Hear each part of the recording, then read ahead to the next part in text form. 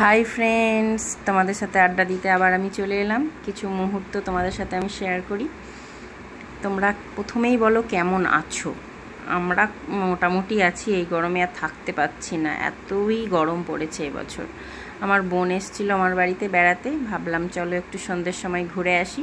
সবাইকে নিয়ে বেরিয়ে পড়লাম বাইরে, একটুখানি খাওয়া দাওয়া করে একটু ঘুরে বাড়ি ফিরে চলে আসব। এই ছেলে, হাজব্যান্ড, বোনের মেয়ে সবাই মিলে একটু আড্ডা মারতে গেলাম বাইরে। খাওয়া দাওয়া হচ্ছে, সামান্য খাওয়া দাওয়া করলাম, বেশি করিনি, কারণ এত গরমে আর বাইরের খাওয়ার ইচ্ছে করছিল না। আমি কিন্তু খাইনি, ওরাই খেয়েছে।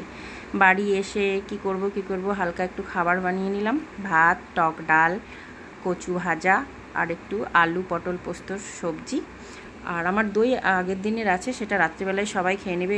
এই গরমে দই খাওয়া মানে ভীষণই ভালো। আমি একটু দই পেতে নিচ্ছি কালকের জন্য। কেমনভাবে করছি সেটা আমি শর্টে তোমাদের সাথে শেয়ার করে নেব। আর আমি কিন্তু দইয়ের সাথে কিচ্ছু মেশাই না, জাস্ট দুধ আর একটু সাজাটা মিশিয়েই টক দই বাড়িতে হয়ে যায়, খুব ভালো খেতে। আমি অবশ্য দই খাই না, দই খেতে আমার ভালো লাগে না। বাড়ির সবাই মোটামুটি দই খায়। এই গরমে তোমরাও দই খেও। সুস্থ থেকো, ভালো থেকো, টাটা।